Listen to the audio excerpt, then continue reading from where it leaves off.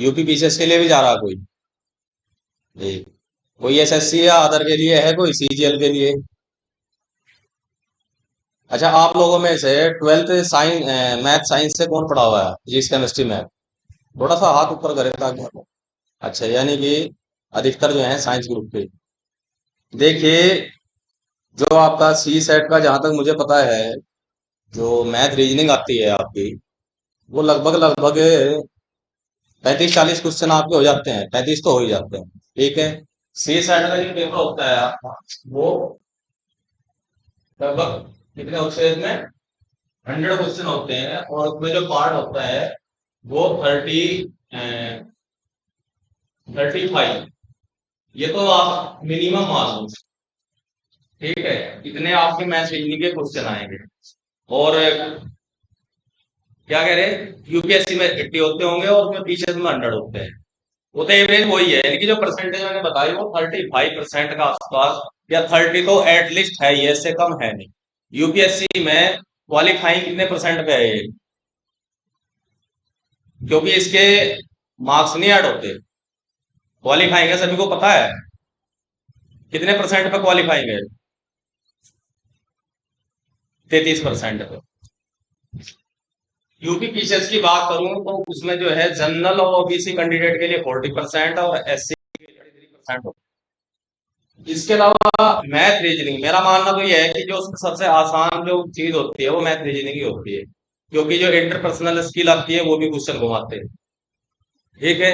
या कंप्रेहेंसिव जो आपकी इंग्लिश आती है, वो भी आसान नहीं होती, क्योंकि उसमें थोड़ा एंटोनियम सिनोनियम फंस सकते हैं, उसमें आप फंस जाओ।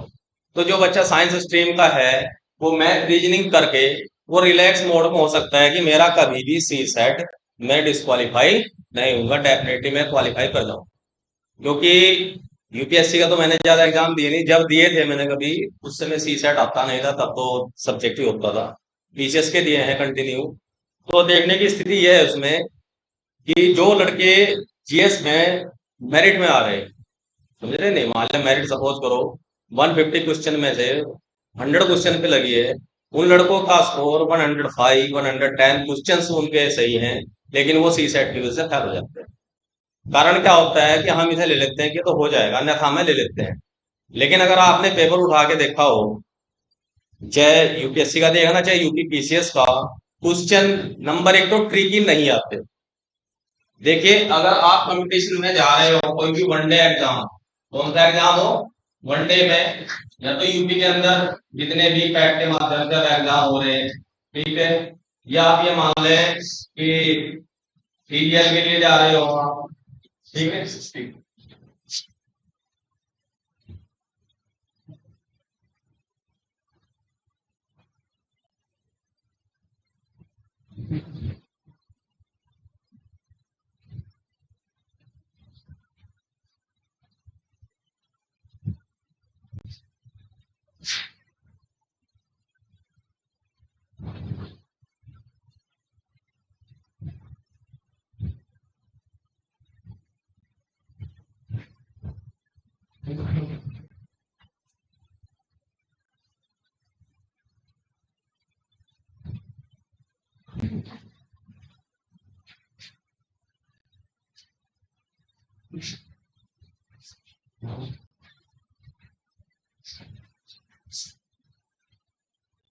तो जितने भी वनडे एग्जाम है, एसएससी है, सीजीएल है, या यूपी के जितने भी एग्जाम होते हैं, या रेलवे का एग्जाम दोगे, बैंक का एग्जाम दो, कोई भी एग्जाम दो, उनमें आपका जो ट्रिकी मैथ काम कर देता है।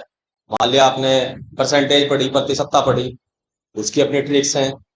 रेशो, अनुपात समानुपात पढ़ी, उसकी भी अपनी ट्रिक्स हैं। लेकिन जब यहाँ आप आओगे यूपीएससी या आपके यूपीपीएससी में, तो यहाँ आपकी ट्रिक में धरी रह जाती है। ट्रिक वहां काम करती है जहाँ क्वेश्चन सीधे सीधे आते हैं, क्योंकि जो वनडे एग्जाम होते हैं उनका जो टारगेट रहता है कम समय में ज्यादा क्वेश्चन सोल्व करना। यहाँ ऐसी कंडीशन नहीं है, 2 घंटे का आपका पेपर है, 80 या 100 आपको क्वेश्चन मिल रहे हैं, टाइम प्रॉपर मिलता है। और अगर आपके कंसेप्ट क्लियर नहीं है तो आप इसे क्वालिफाई नहीं कर सकते। अगर आप ये सोचे कि मैथ रीजनिंग के बिना ही हम इसे कर ले जाएं, तो बहुत मुश्किल हो जाता है, क्योंकि लिटरेचर कोई होती है, लिटरेचर का कोई भरोसा नहीं है। लेकिन मैथ रीजनिंग एक ऐसा सब्जेक्ट है जिसमें जो आपने सीख ली वो वही आनी। अगर बात मल्टीप्लीकेशन की करूं, मल्टीप्लीकेशन आप चाहे कैलकुलेटर से कर लो, मोबाइल से कर लो, अपने आप करो, यहाँ बैठ के करो, जो अमेरिका में करो चाहे लंदन में करो, कहीं भी करो, उसका आंसर सेम आएगा। उसका अपना पैटर्न फिक्स होता है। और जहां तक मुझे आइडिया है, मैथ रीजनिंग का जो टॉपिक्स है आपका इसमें सी सेट में, और यहाँ जो शायद लेक्चर है 20-25 लेक्चर होंगे, शायद इससे ज्यादा नहीं होंगे। अगर बात टॉपिक की करूं कि कितने टॉपिक होंगे, तो ये मान के चलिए सी सेट क्वालिफाई करने के लिए आपको टोटल तो लगभग अर्थमेटिक करना पड़ेगा, और लगभग लगभग 80% आपके रीजनिंग के टॉपिक आपको करने पड़ेंगे। ठीक है। अगर लर्नर है, बिल्कुल देखो जो साइंस स्ट्रीम का है, अगर वो चाहे मैथ अपना आर एस अग्रवाल से पढ़ सकता है। लेकिन मेरा मानना है कि आर एस अग्रवाल की जरूरत नहीं है, कि फालतू की ज्यादा चीजें दी हुई इसमें क्वेश्चन। मैथ के लिए एस डी यादव की बुक आती है, मुझे उससे अच्छी नहीं लगी, क्योंकि उसमें हर एक का step by step difficulty level के हिसाब से क्वेश्चन दिए हुए हैं। जो बायो ग्रुप से भी होगा या आर्ट साइड से भी होगा, वो भी उसे पढ़ करके समझ सकता है। ठीक है। अगर उसके अकॉर्डिंग चलेंगे सिलेबस के हिसाब से, फिर तो बहुत लंबा टाइम चाहिए। ठीक है। अब मान लिया कोई भी डाटा इंटरप्रिटेशन के क्वेश्चन आते हैं। ठीक है। और डाटा इंटरप्रिटेशन का अगर क्वेश्चन आएगा किसी भी एग्जाम में आ जाए, उससे जुड़े हुए एक डाटा देंगे, एट लीस्ट ये मान कर चलो कि उससे 5 क्वेश्चन तो होंगे ही होंगे उसी बेस पे। उसमें यूज क्या होगा, परसेंटेज भी यूज होगी, आपका रेशो भी यूज होगा, और इसी के साथ साथ एक दो चीज और कंबाइंड, यानी कि एक तरह से उसमें थोड़ी ज्योमेट्री, ट्रिग्नोमेट्री, ज्योमेट्री, वो भी चीजें यूज हो जाती हैं। यानी कि जो इसमें हमारा क्वेश्चन आता है, वो एक ऐसा कॉम्बिनेशन है जिसमें कई चीजें यूज की जाती हैं। ये नहीं कि कोई सिंगल सिंगल आपसे कह देगा कि ये बताइए कि 30 100 का कितना परसेंट है, ऐसे क्वेश्चन सिंपल वो नहीं पूछता। आज सर नहीं थे, तो मुझे आज लेक्चर लेना पड़ा, क्योंकि अभी इतना मेरे पास टाइम नहीं है कि मैं भी कराऊं। अगर पॉसिबल हुआ, मुझे सी सेट दिया गया, मैथ रीजनिंग पढ़ाई गई, तो मैं डेफिनेटली सितंबर में तो मैं जरूर आपका कंटिन्यू लेक्चर कर लूंगा। ठीक है।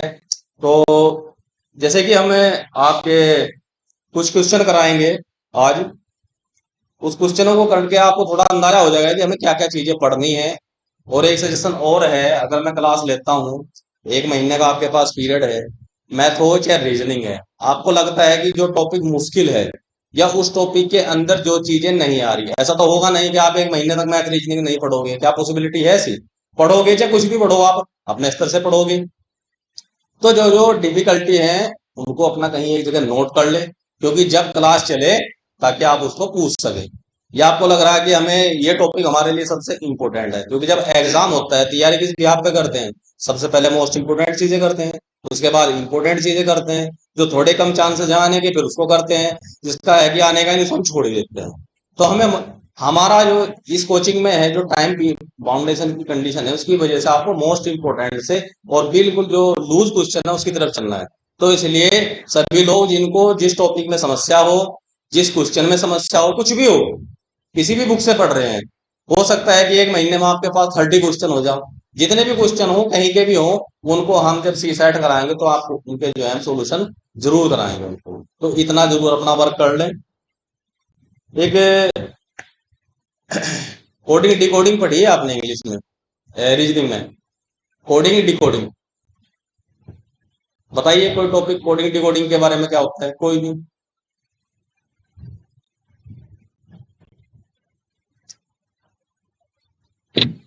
देखिए कोडिंग डिकोडिंग के 2 क्वेश्चन आ जाए, 4 आ जाए, 6 आ जाए, उसकी कोई लिमिटेशन नहीं। यूपीएससी के एग्जाम के अलावा सभी जगह तो वो कोडिंग डिकोडिंग सिंगल वे में देता है। यूपीएससी में वो कोडिंग डिकोडिंग प्लस उसमें मैथ भी मिक्स कर देता है वो। समझ रहे? अर्थमेटिक और कोडिंग डिकोडिंग दोनों को कंबाइंड में लाता है इसमें, क्योंकि उसका प्रयास ये रहता है कि मैं पेपर को टफ से टफ बनाऊं, आसान का उसका मतलब नहीं है। दूसरा, आप अपना कंपटीशन देखिए, जो लोग प्रॉपर दिल्ली में तैयारी कर रहे, आप यहाँ तैयारी कर रहे, आप क्या है, आप लोग तो ऐसी पृष्ठभूमि से है 90% केसेस में, कि यहाँ 2 घंटे कोचिंग में आए, उसके बाद पूरा दिन आपको रिलैक्स चाहिए। मुश्किल से 2 घंटे 3 घंटे पढ़ लेते होगे, इससे ज्यादा सहारनपुर के बच्चों में स्टेमिना ही नहीं है। समझ रहे? और वहां के जो लोग हैं वे 10+ चलते हैं, 10 घंटे पढ़ना ही पढ़ना है। 2 साल की बात है, शायद 2021 में एक लड़का था, वो शायद टॉप 10 में था आईएएस में। तो जब उसके एग्जाम आने वाले थे मेंस के, उसने 6 टेस्ट सीरीज दी हैं। क्या दी हैं? एक दिन में 6 टेस्ट सीरीज देना। और एक सीरीज का मतलब है कि 3 घंटे का रीडिंग पेपर होता है। यानी कि 18-18 घंटे उसने लिखने की प्रैक्टिस की है। अब आप देखिए कि आपको कितनी प्रैक्टिस होगी। क्यों, आजकल कुछ तो लोग मोबाइल पे चले गए, लैपटॉप पे चले गए, लैपटॉप पे बैठे हैं, सुन रहे बस जैसे कथा चल रही हो, लिखने का प्रयास नहीं करते। जबकि इन एग्जाम में लिखने का अभ्यास बहुत जरूरी है। मैं अपनी बताऊं आपको, जब मैं पीसीएस का मेंस दे रहा था, तो आप ये मान के चलिए कि 8 पेपर होते हैं और 4 दिन में खत्म। एक दिन में कितने? 2 पेपर। एक पेपर 3 घंटे का, यानी कि आपको 6 घंटे लिखना ही है। ऐसा तो पॉसिबल नहीं है कि लड़का पीसीएस में देने जा रहा और वो बैठ जाएगा सर मेरे से तो कुछ नहीं आता। ऐसी तो पॉसिबिलिटी नहीं है। रेयर केसेस में आता है कि भाई चलो किसी का तुक्के से क्वालिफाई हो गया प्री, और मेंस देने चला गया। तो जब 6-6 घंटे मैंने एक दिन तो लिख लिया, अगले दिन मेरा बांह सूज गई, दर्द हो गया, आईटेक्स लगाया। ये समझिए कि पेपर देना मुझे मुश्किल हो गया, क्योंकि मुझे लिखने की प्रैक्टिस मैंने नहीं की थी। तो ये चीजें ऐसी हैं जो आपको अभी अभ्यास में लेनी है। देखिए, इंग्लिश में एक टॉपिक रीजनिंग में है आपका कोडिंग और डिकोडिंग। ये जो टॉपिक है, ये टोटल आपका अल्फाबेट है, जिसको हम ये समझिए नर्सरी से हम पढ़ना शुरू कर देते हैं। कहाँ शुरू कर देते हैं? नर्सरी से। क्या पढ़ते हैं? ABCD। ठीक है। अब मुझे ये बताओ, जो कोडिंग डिकोडिंग के क्वेश्चन आते हैं, उसमें किस तरह के क्वेश्चन आते हैं, बताइए। देखिए, क्लास में अगर इंटरेक्शन ना हो, अगर आपकी तरफ से कोई रेस्पॉन्ड नहीं आएगा, तो क्लास जितनी बेहतर चलनी चाहिए उतनी बेहतर नहीं चल पाएगी। बताओ।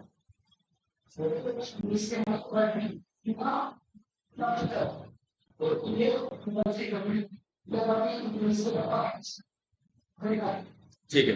अच्छा, ये बताइए मुझे, अभी तक आपने सभी ग्रेजुएट होंगे लगभग या अंडर ग्रेजुएट होंगे? 12th पास तो है ही एटलीस्ट। मुझे आप लोग ये बताइए, क्या आपने कभी रीजनिंग का कोडिंग डिकोडिंग का क्वेश्चन किया है घर पे बैठ के किसी बुक से?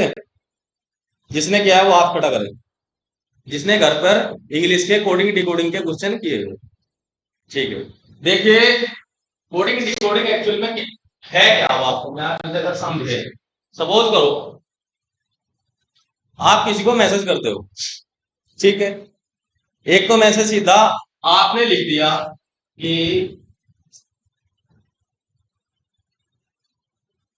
राहुल आ रहा है, ठीक है। ये आपने उसे मैसेज लिखा, क्लियर। मैं अगर उस मैसेज को पढ़ूंगा, मैं पढ़ूंगा कि राहुल आ रहा है, लेकिन उसने अपने दोस्त को एक स्ट्रेटजी बता रखी है कि ये जितने भी अक्षर हैं, हो सकता है या नाम कुछ और बने, कि हर एक में आप उसकी क्वेश्चन में +1 जोड़ देना, और उससे जो नाम बना एक्चुअल में वो आ रहा। समझे आप? अगर आर से नेक्स्ट वर्ड क्या है? एस। ए का क्या है? बी। एच के बाद क्या है? आई। यू का क्या होगा? बी। और एल का क्या होगा? ये चाहे नाम कुछ भी बना हो, इसका मतलब है राहुल नहीं आ रहा। ये आगे जो बनेगा वो तो हो सकता है सेम है। तो इस तरह की कोडिंग डिकोडिंग होती है, और ये कोडिंग डिकोडिंग हमारी डिफेंस में बहुत चलती है।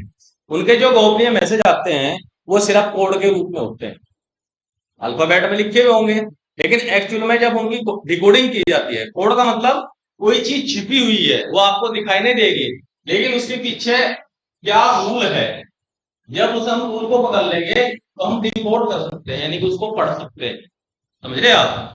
किसी भी चीज को एक तरह कह लो संकेतों में लिखना और फिर उसको रीड करना, वो डिकोड होता है। आपको जितने भी मिलेंगे क्वेश्चन सब कोडिंग मिलते हैं, उसमें सब अपने कोड होते हैं। जैसे कि ABC, ठीक है, 1 2 3। एक जो रिलेशन होता है वो आपको सिर्फ एक रिलेशन बता देता है, या और मैं लिख दूं XYZ इक्वल टू क्या होगा? ABC। ठीक है। ABC को उसने एक रूल बनाया, यानी कि ये कोड था ABC, इसको डिकोड करने का रूल बता दिया कि डिकोड करने पे ABC से 1 2 3 आ रहा। तो XYZ से क्या आएगा? क्या आएगा? 24 25 और 6। ठीक है। अगर हमें रूल ना पता हो, क्या इसको हम डिकोड कर पाएंगे? नहीं कर पाएंगे। ये तो बिल्कुल मैंने सिंपल दिया है। इसी तरह के क्वेश्चन जो हमारे आते हैं एग्जाम में, वो क्या करता है कि मैं उसे ए बी सी को एक्स वाई जेड लिख दिया, ठीक है, कुछ भी देंगे, जे के एल को उसने कुछ और लिख दिया, तो ऐसा दे देगा इसको क्या लिख, ठीक है। यही कोडिंग डिकोडिंग का है, समझो आप, चरम सीमा है अपनी, लिमिटेशन है। अब यहाँ समस्या क्या है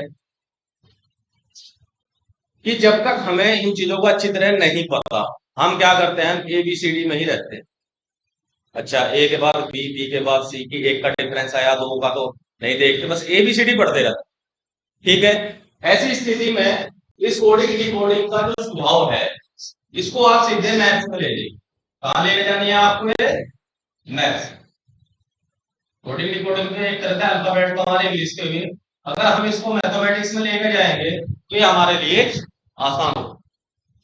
अगर नहीं करोगे ऐसे, समय का प्रेशर आ गया, फिर एबीसीडी में आपकी गलती हो जाती है।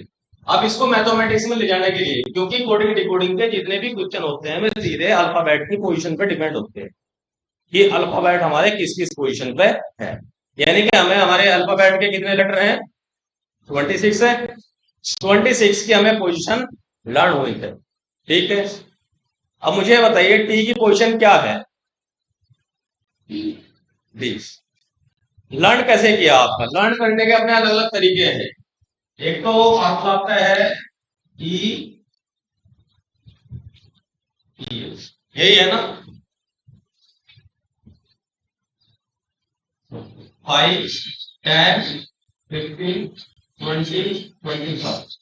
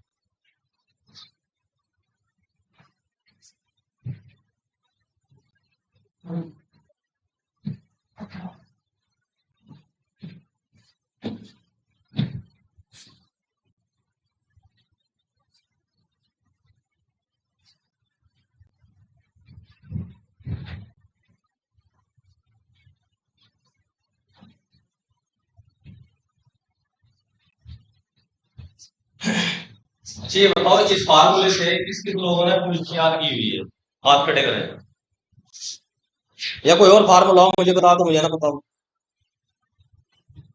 ये तो 90% केसेस में तो बच्चे जो हैं फार्मूले से ही लर्न करते हैं नहीं, तो भाई हाँ ना का जवाब दिया करो।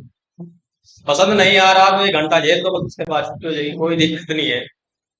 आपके लिए टीचरों की कमी नहीं है, पहली बात तो है ये, जिसका पढ़ाना पसंद आए उससे पढ़ना, ये है। अब एक बात बताइए, अगर कोडिंग डिकोडिंग का क्वेश्चन आता है और आपने इस फार्मूले का या किसी और फार्मूले का सहारा लिया, तो definitely you have to write on your paper first. Paper पे लिखोगे, नहीं भी लिखोगे दिमाग से करोगे, तो फिर क्या करोगे, C J K L M N O P Q R, या तो फिर पूरी अलवा, हर कुछ बुद्धिमान व्यक्ति तो ऐसे होंगे पूरी लिख लेंगे, फिर उसके नीचे नंबरिंग भी कर लेंगे, ठीक है। क्वेश्चन आए दो, पूरी एबीसीडी लिख ली, उसके लिए नंबर, यानी कि जितनी देर में वो क्वेश्चन हो जाना चाहिए था इतने में वो एबीसीडी में ही लगा हुआ है। क्योंकि अगर एक्टिव क्वेश्चन आ रहे हैं, टाइम कितना है, 2 घंटे 120 मिनट। और यूपीएससी इतना खतरनाक चीज है, ये सही मायने में क्वेश्चनों को हल करने के लिए 180 मिनट चाहिए, वो इतने आसान नहीं देता। क्योंकि यूपीएससी का टारगेट सिलेक्शन नहीं होता, किसी भी कंपटीशन का ऑलमोस्ट रिजेक्शन का टारगेट होता है कि कहीं ना कहीं मैं रिजेक्ट करूं, ठीक है। देखिए मेरा जो पर्सनल सुझाव है आपकी यात्रा आरंभ हुई है, अभी कंपटीशन। ठीक है, ज्यादा कोशिश ये करो कि फार्मूलों का इनका प्रयोग ना करें। हालांकि मुझे भी फार्मूले का पता लग गया था, उसके बाद कम से कम मैंने 10 एग्जाम दिए या 15 एग्जाम दिए हैं, लेकिन मैंने इसका कभी यूज नहीं किया। क्यों नहीं किया? ये टाइम खराब करता है, जरा सी मिस्टेक हो जाती है। इससे बेहतर यह है कि पोजीशन आपको डायरेक्ट लर्न हो। आपसे पूछा टी तो 20, ठीक है। आर है, क्या है आर का? 18। एस का क्या है? 19। इसमें क्या होता है, देखिए इसका जो मुझे सुझाव है, प्लस प्लस 1 कर दीजिए। ठीक, इसमें मेरा सुझाव ये है आपके लिए कि जो 26 लेटर है, अब मैं भी लिख के दिखाऊंगा, उनका हो सकता है कि मैं कुछ ट्रिक बताऊं, आपके दिमाग में घर पे कुछ और ट्रिक आ जाए, समझ रहे नहीं? तो उनको ट्रिक से याद कीजिए, ताकि आपको जब क्वेश्चन में वहां लिखना पड़े बार बार, क्योंकि अगर आप किसी फार्मूले का सहारा लेंगे, या तो उसे आपको माइंड में रिपीट करना पड़ेगा, या वहां बार बार उसको देखना पड़ेगा उस पेपर को मैंने लिख के क्या हर चीज, तो वो क्या करता है, आपका टाइम वेस्ट करता है। तो अगर मैं लिखूं एबीसीडी को, A B C, A B C D E F G H I J K L M N O P Q R S T U V W X Y Z. ठीक है, हम कोशिश करेंगे कि इनके लिए कुछ ट्रिक बनाए। अब यहाँ पे मैं आपको एक चीज बताऊं, ये जो पहले आई लेटर है, आई में क्या फोर ही ले लें आप, ये ए बी सी डी के तो आपको शायद लर्न करने की जरूरत नहीं है, क्योंकि माइंड इतना तेज तो काम करता है कि A1 B2 C3 D4। अब 4 के बाद, क्योंकि छोटा बच्चा क्या है कि आपको 1 2 सुना देगा, 4 सुना देगा और 3 भूल जाता है, या 3 सुना दिया आपको, तो अपने आप को बच्चे मान के चलो। हम ई की पोजीशन कैसे लर्न कर सकते हैं? देखिए, ई से अगर हम आई बना दे, और आई मिलता हुआ शब्द सेम है ना, आई फाई। जैसे ही आपको ई लेटर नजर आएगा कोडिंग डिकोडिंग में, ई से बनाओ आई, और आई फाई लगभग क्या बोलते हैं, होमोफोन्स, इस तरह के है ना वर्ड, उनकी साउंड सेम है। तो ई की पोजीशन आपको ऑटोमेटिक ध्यान है कि आई फाई। ये मेरे अपने सजेशन है कि इस तरह से आप लर्न करना है। इनमें से जो सजेशन आपको अच्छे लगे वो अडॉप्ट करना, जो नहीं लगे अपने खुद के बनाइए। हो सकता है आप किसी के नाम से लर्न कर सकते हैं, या कोई इशू है ऐसा, ऐसा तो कुछ नहीं है। लेकिन किसी की पोजीशन को अगर लर्न करना है, इन ट्रिक से लर्न की। एफ है, ठीक है, हमें एफ लग रहा है, ये इसकी क्या पोजीशन याद है, इसको अगर मैं ऐसे बना दूं क्या बन जाएगी, पोजीशन क्या है इसकी? 6 है ना। पोजीशन भी लिख लेते हैं, 1 2 3 4 5 6 7 8 9 10 11 12 13 14 15 16 17 18 19 20 21 22 23 24 25 26। आई फाइव एफ 6। फिर अब हमने क्या किया, एक और इसमें वर्टिकल लाइन ड्रॉ। जी है, ग्रुप 7 तो सुना ही होगा, डेवलप्ड कंट्री का जो एक यूनियन है, वही है ना, विकसित देशों का संगठन G7। तो हम उससे आराम से जी की पोजीशन हम लर्न कर सकते। अब देखिए, यहां मैंने ड्राइंग का सारा ले लिया, यहां एक हमारा जो यूनियन है उसका पता लिया, एच है, एच का फिर हम ड्राइंग का सारा, समझ गया नहीं? मैं सिंपली एच हम ये बनाते हैं, अगर इसके दोनों साइडों को मिला दिया जाए तो क्या बन गया, 8 बन गया। तो भविष्य में जब भी एच नजर आएगा तो हमेशा आप अपना समझोगे इसकी क्वेश्चन क्या है, 8 है ना। आई है, आई के साथ भी आप यही यही खेल जाओ, ज्यादा जरूरत जाने की नहीं। ठीक है, अब बचता है जे, इसके आगे सिर्फ एक जीरो लगाओ, क्या बन गया, 10 बन गया ना। और जे की क्वेश्चन भी क्या है, 10 ही है ना। अगर किसी छोटे बच्चे से आप 10 लिखवाएगा तो 1 तो सीधा नहीं बनाएगा, उसका 1 थोड़ा बहुत मुड़ जाएगा। तो यही मान लो भाई हमारा 1 जे सही नहीं बना पाए, आके जीरो लगी तो जे की पोजीशन होगी 10। अब बात आती है के, देखिए अगर हम कैपिटल लेटर में हम के लिखते हैं, कैसे लिखते हैं, एक ऐसी लाइन और एक ऐसी लाइन। अब ये मान लो कि ये भी एक 1 है और ये भी एक 1 है, जब दो 1 हो गए तो क्या बन गया, इस चीज का अभ्यास आप 10 बार कर लीजिए, काफी समस्या आपकी समाधान हो जाएगी। ठीक है, अब आपका है एल, एल से कुछ ना करो, करना है तो एल को लोअर, शेर को 12 नंबर दे दीजिए। किसको देना है 12 नंबर, शेर, क्योंकि 12 नंबर इसलिए देना है, अगर शेर किसी के सामने आ जाए तो वो 12 बार हो जाता है, यानी कि उसका जो है माइंड ना शरीर कुछ भी काम नहीं करता है। जब कोई 12 बाट हो गया, हिंदी में कहावत है, दो गुप्ती मान लो एक तरह से, तो वो क्या हो गया 12 बाट। तो एल फॉर लोयन, एंड लोयन इज 12 बाट, और 12 का मतलब 12। ठीक है,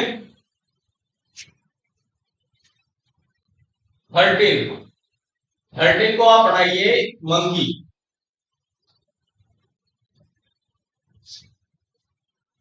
मंकी क्या करता है, अगर किसी के घर में बढ़ जाए तो वो सारी चीज इधर बितर कर देता है, कहीं देखा हो कुछ फेंक का मार देगा, यानी कि वो क्या कर देगा, 13 3, जैसे 9 2 11 है ना, 9 2 11 का मतलब भाग जाना, तो ऐसे ही 3 13 का मतलब सब चीजें अस्त व्यस्त कर देना, ऐसा ही करता है बंदा। ठीक है, वो खाएगा कम खिलाएगा ज्यादा है। तो monkey four 13, and four next, next मैंने क्या होता है, बहुत। अब घोंसले को 14 से आपको खुद जोड़ना है 14 से, क्या लॉजिक लगाओ आप सोचिए। मैं इसलिए आपको ये कुछ चीजें तो मेरे ध्यान है, क्योंकि इस पे मैंने एक नोट्स बनाया था, और वो कई साल से जो है कट्टे में बंद हुए रखे हुए हैं सारे नोट्स, वो मुझे मिले नहीं, लेकिन दूसरा रैंडमली लेक्चर मिला, तो कुछ चीजें हो सकती हैं थोड़ी आपको ओड़ लगे, उनमें इंप्रूव आप खुद कर सकते हैं।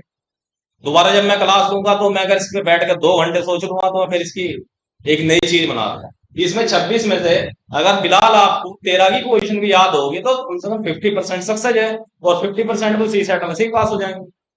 ठीक है, वो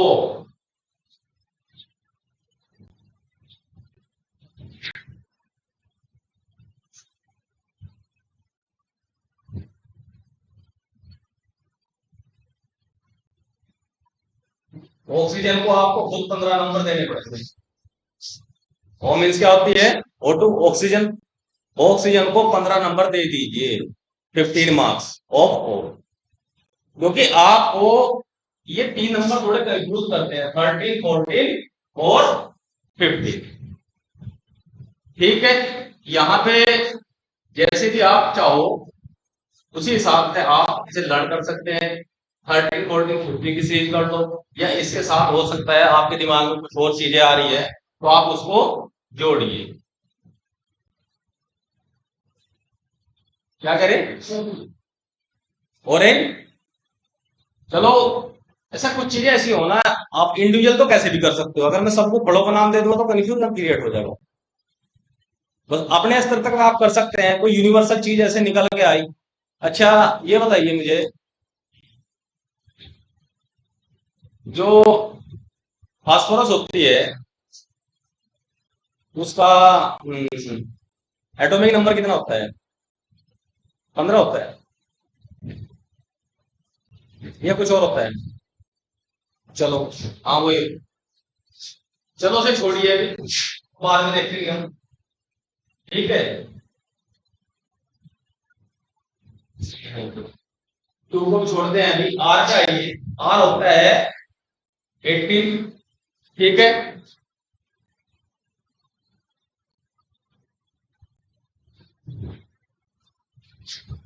रेटिना, ठीक है। ये ऐसे चलने वाले हैं, जैसे ही आर देखे, रेटिना या R18, समझ रहे हैं आप, एक फ्लो सा बन रहा है। तो इस तरह से आप आर की पोजीशन लर्न कर सकते हो। इससे बेहतर आपको मिले तो जरूर वर्क करें, क्योंकि जो ट्रिक और जो नोट्स आप खुद बनाएंगे ना, उससे ज्यादा इंपॉर्टेंट कुछ नहीं हो।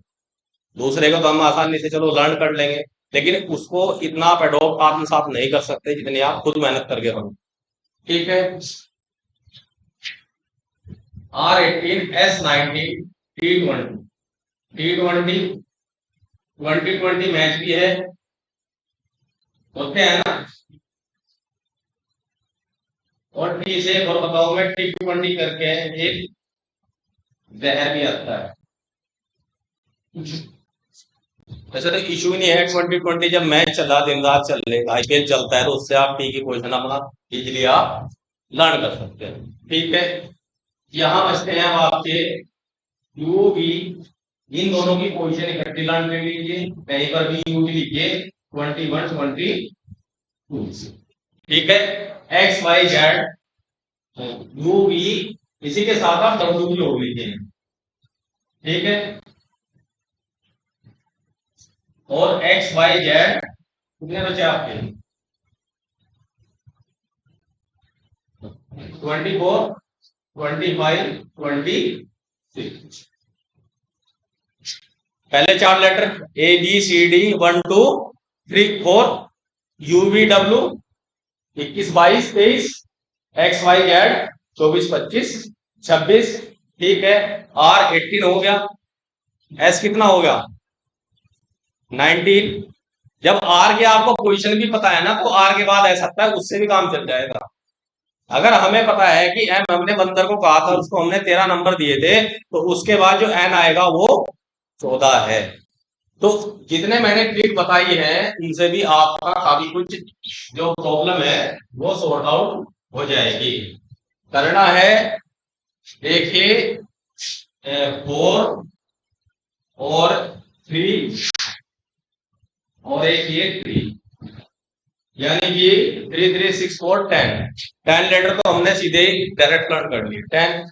बाकी की कुछ हमने मैथमेटिक्स ट्रिक बनाई, किसकी, 6 की, 8 की, 9 की, 10 की, 11 की।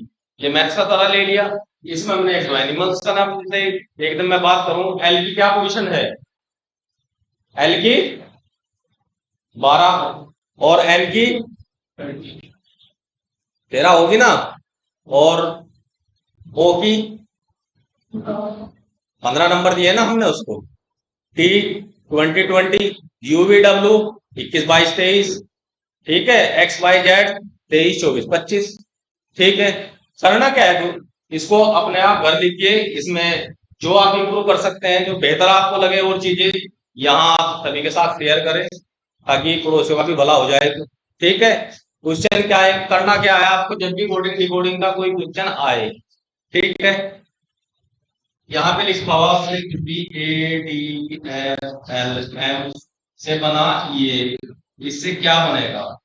बस आप अगर इसके ADFLM में फंस गए तो फिर टाइम खराब होगा। सीधी पोजीशन लिखिए, ए की पोजीशन 1, डी की 4, F 6, L 12, M 13। और इसमें देखिए कि क्या रिलेशन है, या इसके नंबर से इनमें क्या रिलेशन है, ये आपको काम करना, समझ रहे हैं आप। कोडिंग डिकोडिंग आपकी पूरी हो जाएगी। अब मैं देखता हूँ कोई क्वेश्चन हो कोडिंग डिकोडिंग का भी।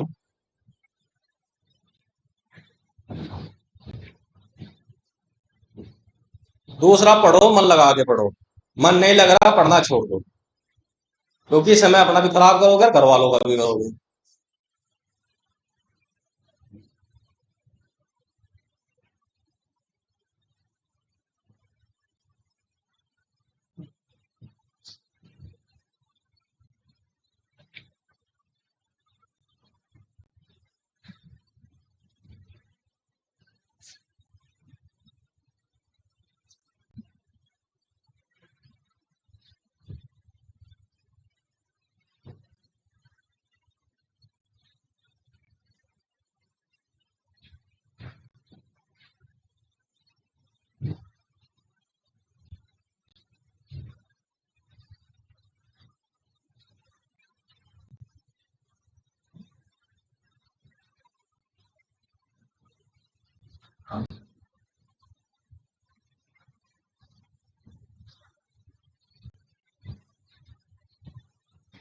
तो आपके बहुत कितना आएगा कोटिंग का देगी कोई इस तरह से? कोई नहीं देगा।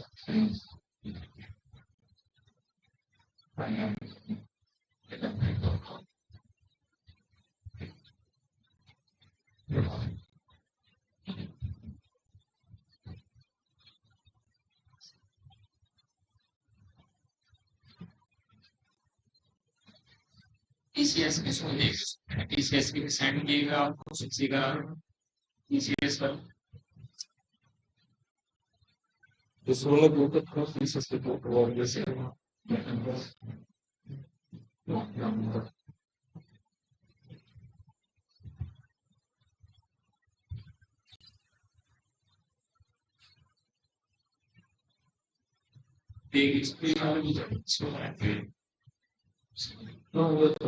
तो सीरीज मिक्स हो जाओ ना कुछ अलग बोलने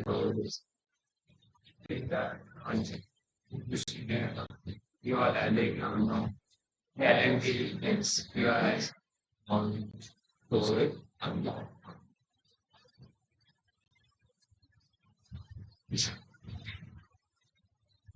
देखिए एक क्वेश्चन है आपका टैलेंट TALENT इसको उसने लिखा है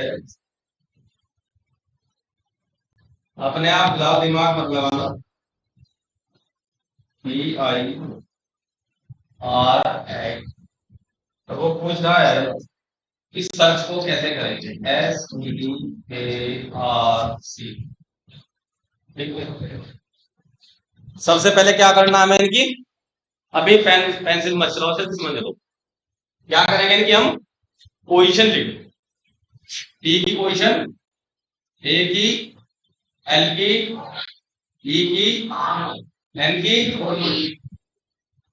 टी की इधर चलो एक्स की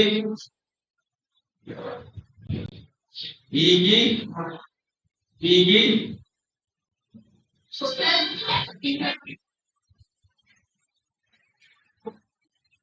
पी की कितनी है जे की नहीं आई की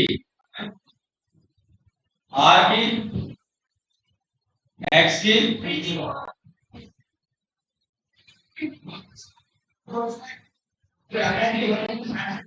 ये 24 चलो ठीक है कोई गलत तो लिखी गई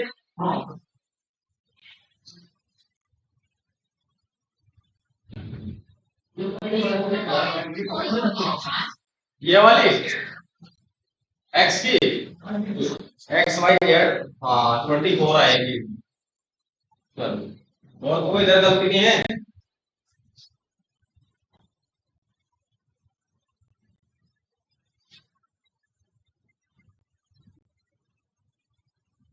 प्लस 4 हुआ ना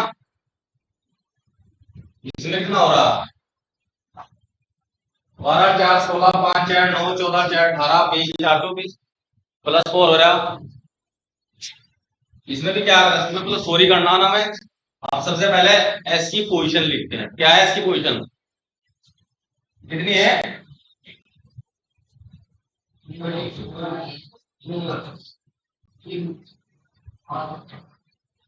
कितना करना है इसमें प्लस अच्छा प्लस 4 करना है ठीक है 19 4 23 5 4 9 1 4 5 18 4 22 3 4 7 और 8 4 12 हो गए L7 G ये किसका होगा W जब ई का मान B और 5 किसका है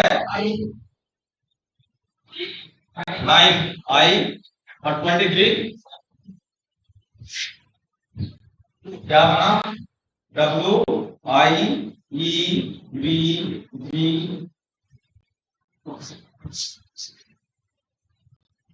थोड़ा टाइम ज्यादा लगा जब पोजीशन आपके लर्न हो जाएगी और फिर ये बताऊं डिफिकल्टी लेवल भी इस क्वेश्चन का जो है तो लगभग 40% ही है वहां डिफिकल्टी लेवल आपका 70% का क्वेश्चन कम से कम आया यहाँ आपको सीधा सीधा +4 का लग गया सिंपल क्वेश्चन कौन से होते हैं जिनमें सेम नंबर या तो प्लस हो रहा हो या सेम नंबर माइनस हो रहा हो, वो तो आसान है।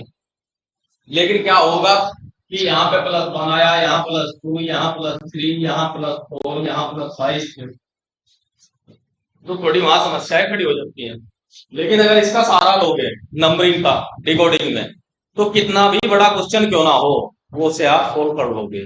और ज्यादा नहीं, मुश्किल से 2 मिनट लगे, क्योंकि थोड़ा टाइम तो लगता है इनमें। अगर इसमें 2 मिनट लग रही तो कुछ रीजनिंग के क्वेश्चन ऐसे भी तो होंगे जिन्हें आप 1 मिनट से कम समय में भी कर लोगे, तो वो एवरेज वही का वही आएगा। समझ रहे? तो इस तरह के जो कोडिंग डिकोडिंग के क्वेश्चन है, आप घर पे जरूर कीजिए। एक क्वेश्चन दिखा रहे थे आप लोग,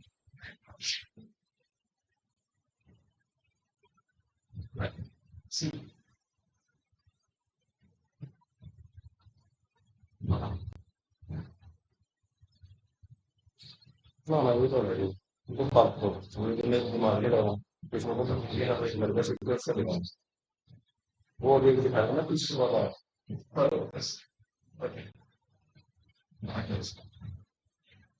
एक क्वेश्चन और देख लीजिए आप।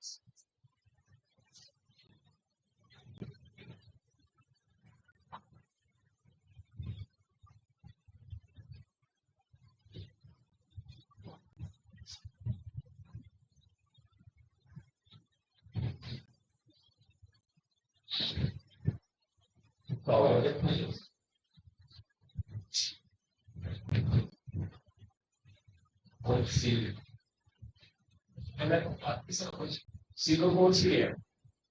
मुझे कहाँ पे आ गए? रिजल्ट लेके ये होगा, ये तो होगा ही, क्या है? हाँ,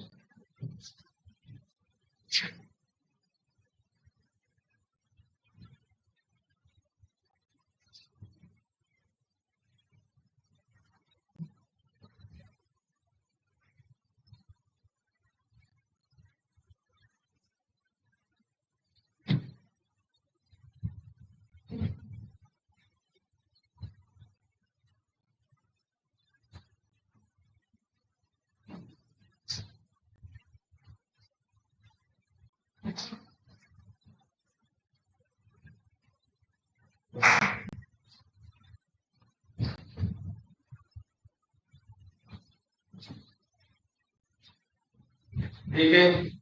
देखिए, यूपीएससी में इस तरह के क्वेश्चन आ जाते हैं, क्योंकि यहाँ क्या आपने नंबर भी लिया और एबीसीडी को भी आपने इंक्लूड कर दिया। ठीक है, अब यहाँ पे अगर हम देखते हैं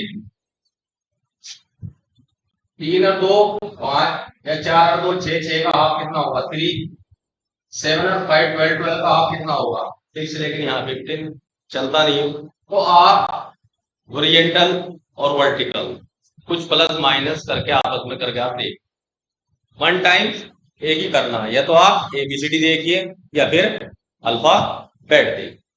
ठीक है, अभी अगर अल्फा बेट को देखें, A B C B B A B C B B C, कुल मिला के कंडीशन ये है कि अगर वर्टिकल देखें तो एक कॉलम में 2b होगी, हॉरिजॉन्टल देखें तो यहाँ 2b होगी, तो एबीसी वाला तो काम इसमें चलना नहीं। ठीक है, इसके जब ऑप्शन को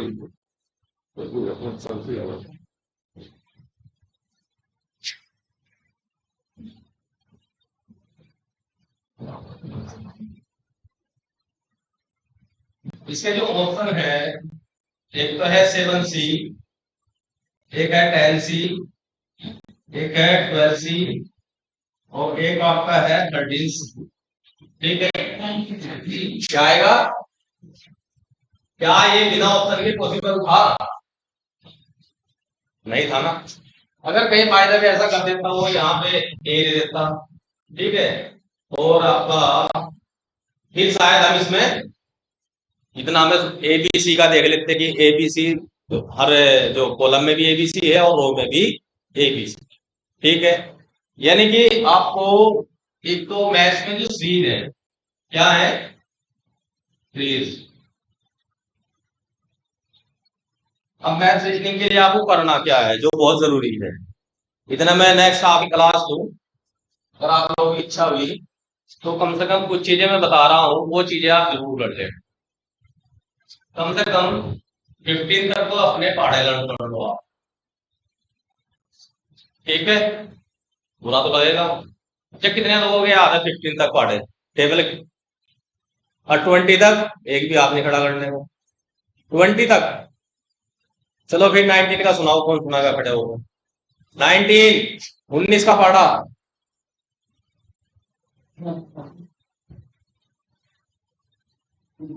पता नहीं, देखो मैं चीज जो बता रहा जो मिनिमम है, अगर कंपटीशन में रहना, यानी भाई एक का क्रू एक है, समझ रहे? यार यहाँ ऐसे है कि ल्यूसेंट की सारी लर्न कर रखी, कुछ ही कुछ तो कहीं कुछ लड़ने के लिए कुछ तो आपके पास सामान हो। ठीक है, मानता हूं मैं 16 का पढ़ा या 17, 18, 19 के थोड़े टफ पढ़ते हैं, लेकिन कोई बात नहीं, उसका भी हम सोल्यूशन हमारे पास है। ठीक है, तो 15 तक आपको टेबल लर्न करनी है, एटलीस्ट 35 तक आपको स्क्वायर लर्न करना, तो डायरेक्ट आपको पता होने चाहिए कितने तक, 35 तक। और क्यूब जो है, क्यूब आपको एटलीस्ट 10 तक पता होना चाहिए। ठीक है, और जो आपकी एडिटिव पावर है, क्या है? एडिटिव पावर, यानी कि जोड़ने की जो आपकी क्षमता है वो थोड़ी स्पीडली होनी चाहिए। आप स्मॉल एडर नहीं होने चाहिए, आप बहुत जल्दी से जोड़ने चाहिए। पता कैसे जोड़ना चाहिए? अगर वास्तव में रीजनिंग अच्छी करनी, कभी दुकान पे सामान लेने जाते हैं ना, और वो बहुत लंबा पर्चा बनाए, और कैसे जोड़ता है वो, पता है ना? उस तरह की स्पीड बनाओ। वो कैसे बनेगी? पता कैसे बनेगी? आप संख्याएं लिखिए, 2, 5, 4, 8, 7, 7, 6, 4, 9, 8 या 7, 3। अरे इसमें भी थोड़ा ईमानदारी बरतनी है आप लोगों को कि नंबर 4 से बड़े ही रखो, 5 से। कभी पता लगा 1, 2, 3, 4, 5 से ऊपर रख जाते हैं, क्योंकि आसान नंबर है, आसान हो जाते हैं। तो जोड़ने की आपको अपनी स्पीड बढ़ानी पड़ेगी, इसका कोई टॉनिक नहीं है, कुछ नहीं है, आप जितनी प्रैक्टिस करोगे उतनी होगी। 2-4 क्वेश्चन उठाइए, रैंडमली लिखिए और तमाम उनको जोड़िए, क्योंकि एक फ्लो बन जाता है। जैसे मान लिया हम करते हैं 1, 2, 3, 4, 5, 6, 7, 8, 9, 10, 9, 8, 7, 6, 5, 4, 3, 2, 1। अगर आप सीधी और उल्टी काउंटिंग करोगे, क्या होगा? सीधी काउंटिंग तो हम बिना दिमाग चलाए भी, क्योंकि हमारे रटी हुई है, लेकिन जब उल्टी करेंगे तो आपका माइंड एक्टिव होता है, तेज होता है। तो रोज 20 तक की सीधी काउंटिंग और फिर उल्टी काउंटिंग नॉन स्टॉप। कौन सुनाएगा? 1 से 20, 20 से 1 तक की उल्टी गिनती बिना रुके कौन सुनाएगा आपको? हटो वो सुनाओ, चलिए कौन सुनाएगा? हाँ सुनाओ मैडम। सभी सरकार 17, 16, 15, 14, 13, 12, 11, 10, 9, 8, 6। समझ गए कैसे सुनानी? अब घर पे प्रैक्टिस करना। कई साल पहले है, एक कार्यक्रम चल रहा था, जैसे जैसे ये आते हैं ना, कपिल का शो आ करता है, तो इस तरह का ये कार्यक्रम था। उसमें एक सेंटेंस बोला उसने कि ऊंट ऊंचा, ऊंट की पीठ ऊंची, ऊंची पूंछ ऊंट की। और उसने कहा कि वो जैसे माइक लेकर घूमते हैं ना, कि अगर आप इसको 3 बार कह देंगे तो आपको इनाम में ये चीज मिलेगी। कह के देखो, ऊंट ऊंचा, ऊंट की पीठ ऊंची, ऊंची पूंछ ऊंट की। कहो भाई, ऊंट ऊंचा, समझे नहीं? ऊंट ऊंचा, ऊंट की पीठ ऊंची, और ऊंची पूंछ ऊंट की। ऊंट ऊंचा, ऊंट की पीठ ऊंची, ऊंची पूंछ ऊंट की। ऊंट ऊंचा, ऊंट की पीठ ऊंची, ऊंची पूंछ ऊंट की। ऊंट ऊंचा, ऊंट की पीठ ऊंची, ऊंची पूंछ ऊंट की। ये चीजें क्या है, दिमाग तेज करती हैं। करो प्रैक्टिस। जिससे पूछोगे वो भी हंसेगा, पहले तो आप हंसोगे, क्योंकि पहले तो आपको प्रैक्टिस करनी पड़ेगी इसकी। ठीक है, तो आप इनको प्रैक्टिस कीजिए। जैसे मैं जो देखिए, एक्चुअली जो मेरा मीडियम है, अच्छा आप में से इंग्लिश मीडियम में कितने बच्चे हैं? प्रॉपर सीबीएसई बोर्ड, 12th पास हो, ग्रेजुएशन कर रहे हो अभी? ग्रेजुएशन नहीं की ना? देखिए, एक्चुअली मेरा जो बैकग्राउंड है वो थोड़ा जो है हिंदी मीडियम का है। बीएससी मैंने यहीं से की, महाराज सिंह कॉलेज से। वो तो बीएससी में तो सब चीजें इंग्लिश में आ जाती हैं, तो इसलिए मेरी थोड़ी इंग्लिश जो है टूटी फूटी है, हिंदी तो ठीक ठाक है। ठीक है, तो अगर मैं इसको जोड़ूं, 7 8 15 5 20 है, ये 2 4 6 2 6 15 8 23 2 2 4 4 8 4 6 12 4 6 10 5 15 7 8 7 15 16। इतने स्पीड मेंटेन करोगे, बहुत बेनिफिट आपको कंपटीशन में मिलेगा। समझ रहे? कितनी भी बड़ी कोई कैलकुलेशन बहुत ही बड़ी होगी कि आपको घंटा लगे 2 घंटा लगे, ठीक है। अदरवाइज नियम बना लो कि जब तक सक्सेस नहीं होते हम कैलकुलेटर का यूज नहीं करें। मल्टीप्लीकेशन फास्ट कीजिए, डिवाइड फास्ट कीजिए, ये आपके आईक्यू लेवल को बढ़ाएंगे। अगर बहुत से आपने देखा ना, किसी भी अगर बहुत से दुकानदार ऐसे है कि 5 रुपए का एक सामान, 10 का एक लिया, 15 का एक, वो कैलकुलेटर उठाएगा 5 + 10 + 15। मतलब उसने अपना दिमाग को इतना ब्लंट कर दिया कि वो इसे जोड़ने के लायक भी नहीं रहा। देखिए, बड़े बड़े साइंटिस्ट कह चुके हैं कि मानव अपने मस्तिष्क का 1% भी यूज नहीं कर पाया, चाहे वो आइंस्टीन हुए चाहे कोई भी। हम तो किस पोजिशन में है, और इसके यूज को जो बढ़ाया जा सकता है बाई प्रैक्टिस। क्लियर है? डिकोडिंग, डिकोडिंग में मैंने जो आज पढ़ाया आपको, वो एक तरह से टेलर मान लो, मैथ रीजनिंग का कुछ ही समझ लो, घर पे पढ़ोगे तो अगर आपने थोड़ा सा टाइम दे दिया तो काफी चीजें आपकी इसमें क्लियर हो जाएंगी। ठीक है, बाकी क्वेश्चन और कराता, लेकिन कितना टाइम होगा कुछ? अच्छा अच्छा, है अभी तो थोड़ा टाइम। चलो, मैथ का तो ये हो गया आपका। और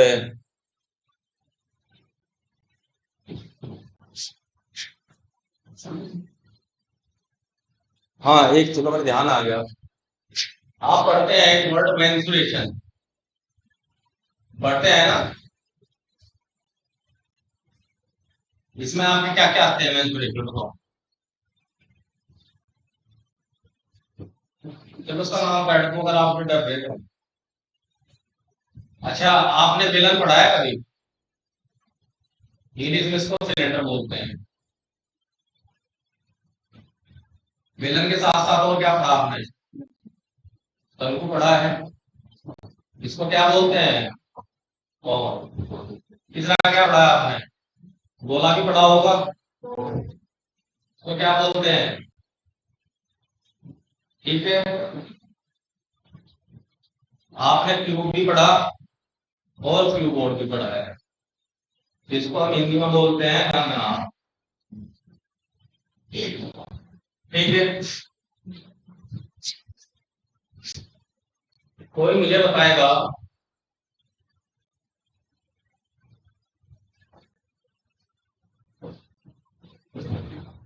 खोखले बेलन का आयत। चलो, सबसे पहले तो मुझे आप बताइए,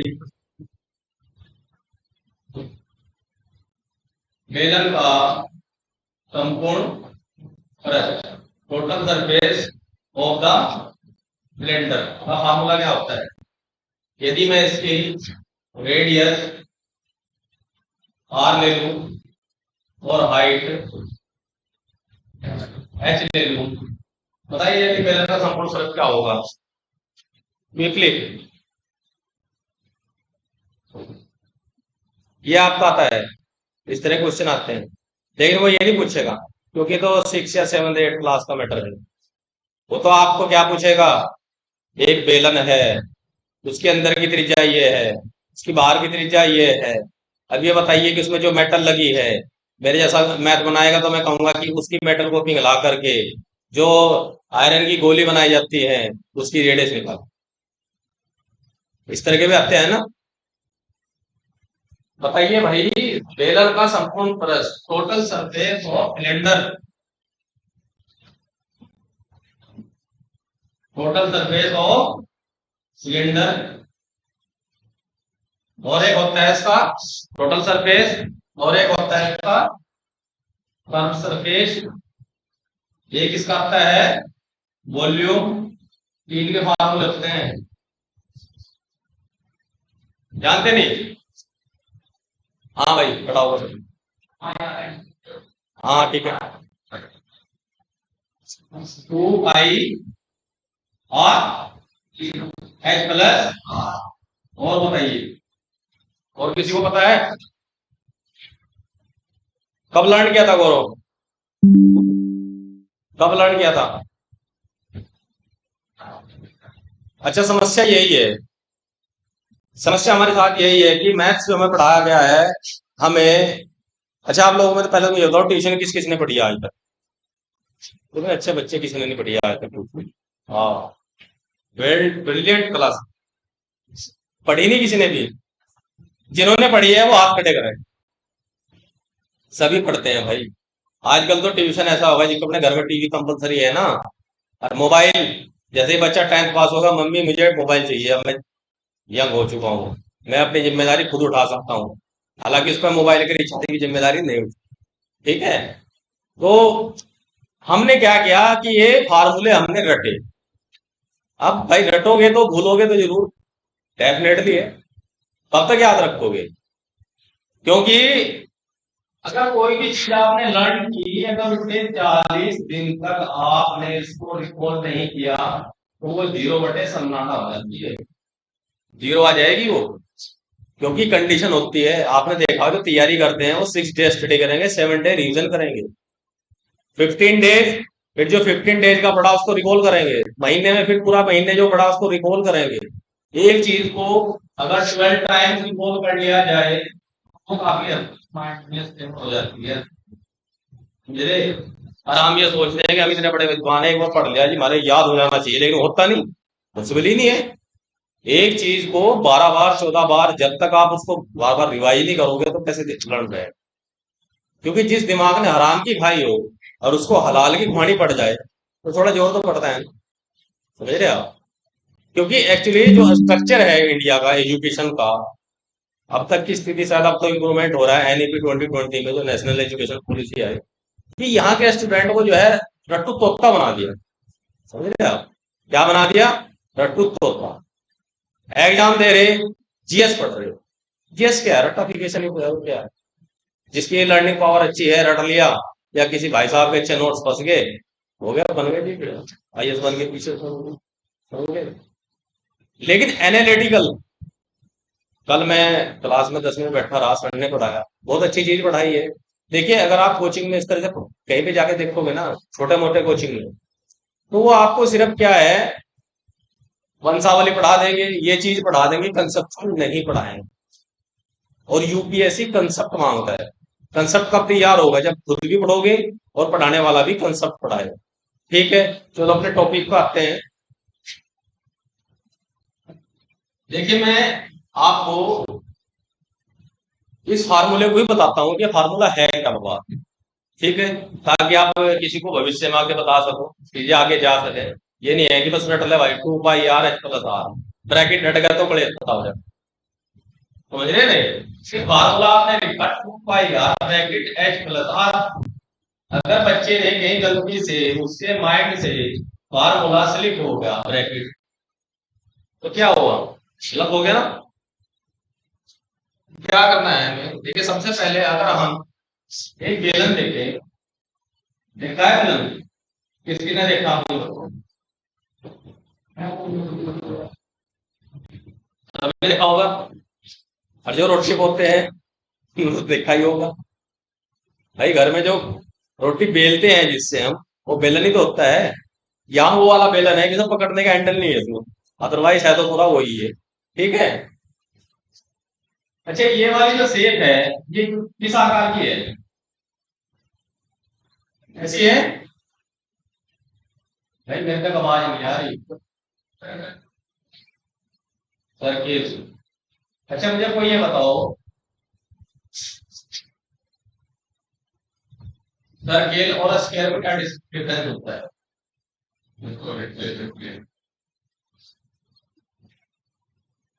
Parallel to एक line देखिए मोटी सी बात है, सीधी बात है, ये 2D है और ये,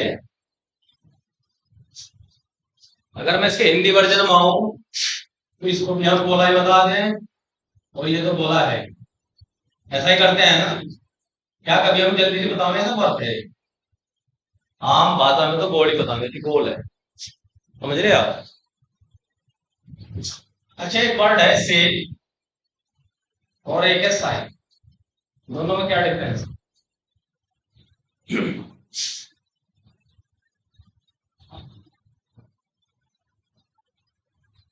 सेम है या डिफरेंट है? डिफरेंट है। जल्दी खड़े होकर बताओ, डिफरेंट है तो क्या डिफरेंस है? देखिए, अब तो शायद मैं इस कहावत को सत्य नहीं कहूंगा, लेकिन एक कहावत थी आज से लगभग 18-19 साल पहले, कि जो हमारा यूपी बोर्ड है ना, माध्यमिक बोर्ड था हमारा यूपी का, उत्तर प्रदेश माध्यमिक बोर्ड, और इसकी जो 12th क्लास थी, और वो भी खासकर जो पीसीएम ग्रुप को, ये आपका पीसीबी ग्रुप था, one of the toughest board all over the world, सबसे टफ माना जाता था इसको यूपी बोर्ड को। अगर हरियाणा वालों को बता देना कि यूपी से है क्या, 12th पास है, अच्छा साइंस से। लेकिन स्थिति अब विपरीत होगी, पैटर्न चेंज हुआ, कंटेंट तो खत्म ही करो। जितना सामान अब 11वीं 12वीं में है ना दोनों में इकट्ठा, उतना तो हमारे टाइम में 11th में हाफ ईयरली तक पढ़ लेते थे, इससे 4 गुना ज्यादा सिलेबस। हम लोग क्या करते थे, 2 बुक तो हमें 11th में हाफ ईयरली से पहले पढ़ते थे मैथ की, ठीक है, 1-1.5 बुक वो एनुअल तक पढ़ाते थे, यानी कि 3.5-4 बुक हमारी 11th की हो जाती थी। आगे बचती थी हमारी 2-2.25 बुक, वो हमें 12th में पढ़ाते थे। और भाई साहब जब एग्जाम आता था ना 12th का, ठीक है, वो 11th और 12th दोनों में से आता था। ऐसा नहीं कि खाया और हजम हो गया जयराम जी के, अब हमारा कोई मतलब नहीं रहा, अब क्या है, अब तो आजाद है, या कंबाइंड आता है अभी। यूपी बोर्ड में 11th 12th का क्या 11th का 12th में आता है? नहीं आता। यहीं से ही बच्चों के जो है ना विकास खत्म कर दिया, समझ रहे आप? एक बच्चा जब जब हमने कभी 1.5 साल पहले कोई चीज पढ़ी थी, वो भी एग्जाम में आएगी, उंगलियों पे चीजें लर्न हो जाती थी।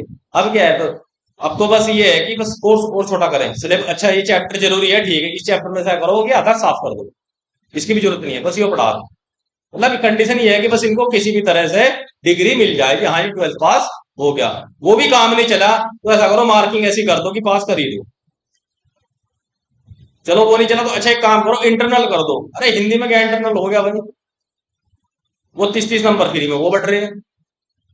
तो मतलब स्थिति नहीं है, बच्चे का आईक्यू लेवल डेवलप नहीं होता। हमारे टाइम में जब हम पढ़ते थे, ऐसे मोटी तो फिजिक्स 2, ऐसी तो केमिस्ट्री थी, ठीक है, 6 बुक होगी मैथ की। जब उनको 1 महीने में पेपर देगा पढ़ेंगे तो दिमाग का अपना लेवल अपने आप बढ़ जाता था। चलो जी वहां से तो हम फ्री हुए, इसमें 2 रूम छोड़कर तीसरे रूम में बीएससी फर्स्ट ईयर की हमारी क्लास चली। अगस्त तक तो एडमिशन हुए, और उस टाइम सेमेस्टर का सिस्टम नहीं था, पूरे एनुअल एग्जाम ही होते थे।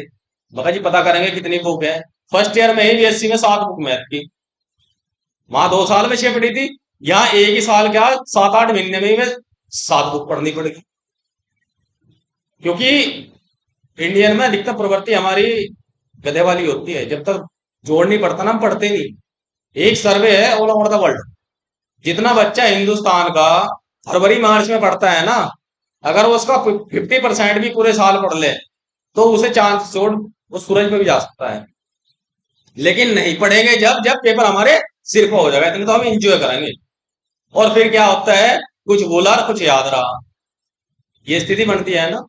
तो कंपटीशन में जब आप आ जाते हैं, वो चीज नहीं चलती जो एकेडमिक में चली, यहाँ कंटिन्यूटी चाहिए। अगर आपने डिसाइड किया कि मुझे 5 घंटे पढ़ना तो पढ़ना है, कोई अपरिहार्य स्थिति हुई कि 5 की जगह आप 3 घंटे पढ़ाए, तो कसम है आपको, जिसने आपको कहा कि आप तैयारी करो, अगले डे आप जो है नेक्स्ट डे 5 to 7 घंटे पढ़ना पड़ेगा, उसको आपको ऊपर करना पड़ेगा। संडे का दिन हॉलीडे का दिन नहीं है कंपटीशन के लिए। संडे का दिन उसके लिए प्लानिंग का और रिकॉलिंग का दिन।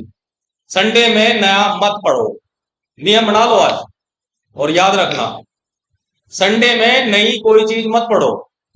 पिछले 6 दिन में जो पढ़ा है बस उसी को रिवाइज करो और अगले 6 दिन मुझे जो पढ़ना है उसकी प्लानिंग करो। ठीक है, चलिए इसको आते हैं। अच्छा मुझे बताइए, जो एरिया होता है सर्किल का कितना होता है? आवाज धमाकेदार आनी चाहिए, मेरे बिना माइक के वहां तक बहुत दूर तक जा रही होगी। क्या होता है क्षेत्रफल वर्ग का? पाई आर। ठीक है जी, कोई दिक्कत है किसी को? चलो, अच्छा ये जो बेलन है हमने इसकी हाइट मान ली x, क्लियर? और ये जो है पूरी पूरी अगर मैं इसको r मानूं, ये कितनी होगी सरकमफ्रेंस? नहीं वो क्या नाम, राइट, कोई दिक्कत तो नहीं है। ये h है और ये 2 पाई r। अगर किसी के पास ये खोखला बेलन हो किसी कारण पेपर नुमा, और मैं एक चक्कू से ऐसा काट, कोई दिक्कत तो नहीं है एक तरफ से, यानी कि पूरे के 2 टुकड़े काटो, ऐसा नहीं करना। एक साइड से मैंने काट दिया और काट उसको फैला दिया, प्लेन कर दो।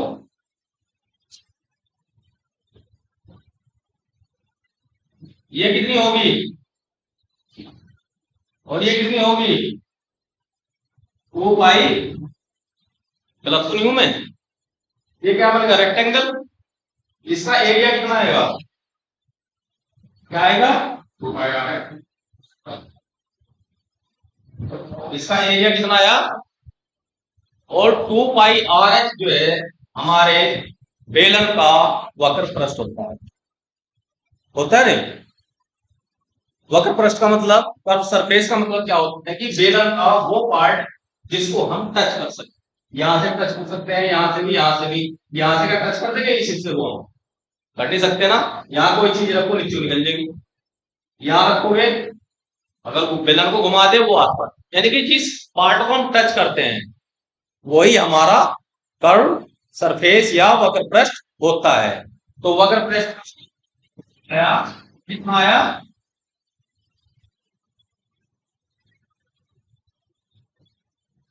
2 पाई आर एच। सही है या गलत है भाई बोलो?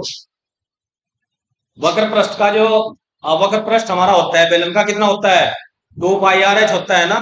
चलो ठीक है, अब बात करते हैं इसके संपूर्ण पृष्ठ की।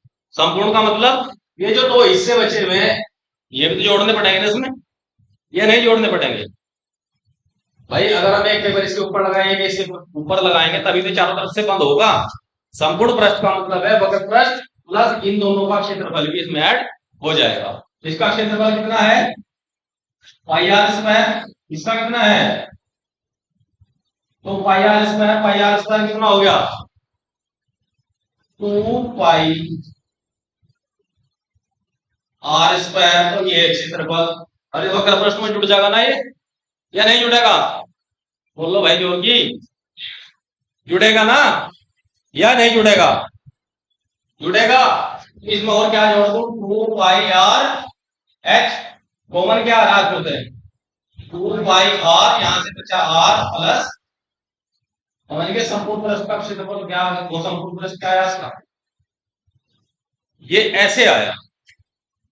अगर कल को क्वेश्चन भी दे दिया क्योंकि उसका कोई भरोसा नहीं, अगर वो कह दे कि एक बेलन को ऊर्ध्वाधर काट करके एक वर्गाकार या आयताकार सीट बनाई जाती है और उस सीट में एक वो रखा जाता है, क्या बोलते हैं, कोई सर्किल रखा जाता है, उस सर्किल की रेडियस बताइए या कुछ और बताइए, एक एडवांस क्वेश्चन और बना दो।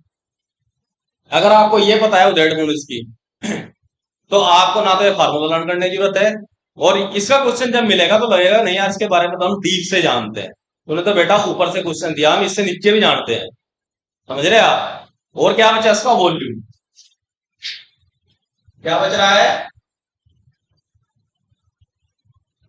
देखिए लेंथ जब भी चलती है किसी चीज की, क्या चलती है?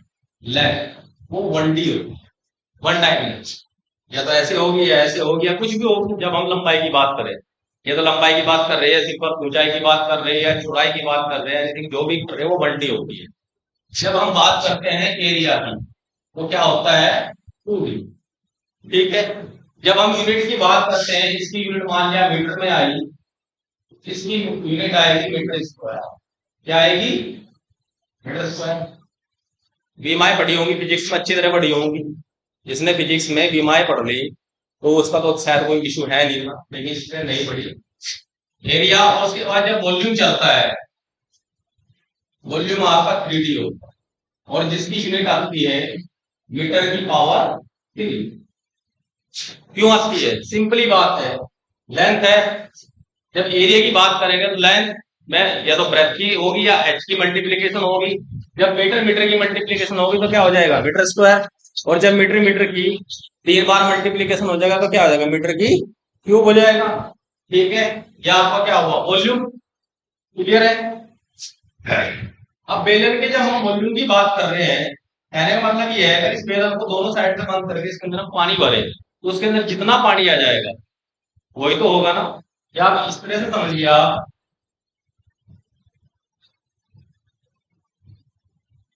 ये बेलन है, ठीक है, इसका एरिया कितना होगा? पाई आर स्क्वायर। ठीक है, और इसका एक बहुत बारीक पीस काट लो, जैसे मान लिया छुरी होती है जो हाथ में पहनते हैं, वो भी तो एक बेलन का कटा हुआ भाग ही है। उससे भी बहुत ही बारीक मान लिया, उसकी जो मोटाई है वो डेल्टा एच मान। तो ऐसे डेल्टा एच पता नहीं कितने बनेंगे, उन सारे डेल्टा एच का अगर हम आपस में जोड़ दें काट काट करके तो एक बेलन बन सकता है ना। जो हम उसको काटेंगे उसी से एक बेलन बना लिया। तो इस अगर पाई आर स्क्वायर को उठा के हम सारे को ऊपर तक नीचे तक लेकर जाए, यानी पाई आर स्क्वायर सारे का, सीधी बात है कि इसमें एच की मल्टीप्लीकेशन, ये पाई आर स्क्वायर एच जो है इसका वॉल्यूम। क्लियर है? आपने कोन का पढ़ा होगा, कोन का जो होता है वॉल्यूम कितना होता है? 1/3 होता है ना। यानी कि बेलन का 1/3 होता है। क्यों होता है? क्योंकि इसको अगर बेलन को काटे हम, इसके 3 कोण बनते हैं। जब जिससे कोण कटा है अगर उसके बेस को लेकर के बेलन बनाए, समझ रहे नहीं, तो उस बेलन के वॉल्यूम का 1/3 होता है, क्योंकि उस बेलन को काटने पे 3 कोण बनते हैं। क्लियर है? तो इसका कोण का आपका 1/3 पाई आर स्क्वायर एच है। कोण का जो आपका कर्व सरफेस है वो पाई आर एल है। ठीक है, अगर उसका हम संपूर्ण पृष्ठ निकाल लें तो पाई आर एल में क्या हो जाएगा? इसी का बेस हो जाता है पाई आर स्क्वायर। आपका ये कोण है, ये तो पाई आर स्क्वायर हो गया, इसका कितना है? पाई आर एल। तो संपूर्ण पृष्ठ में जुड़ जाएंगे ना दोनों, पाई आर स्क्वायर और पाई आर एल। यहां से क्या? पाई आर कॉमन दो, एल प्लस आर, ये संपूर्ण पृष्ठ का फार्मूला हो गया। तो क्या इसमें कोई रटने वाली चीज है? ये चीजें समझ लोगे तो आगे जो क्वेश्चन आपके होंगे एग्जाम में तो डेफिनेटली कर लोगे आप। ठीक है, तो आज इतनी क्लास सफिशिएंट है। आगे जब हमारी कभी क्लास होगी तब बाकी तब देखेंगे। जो आपके लिए सुझाव दिए गए हैं उनको थोड़ा फॉलो करके देखें।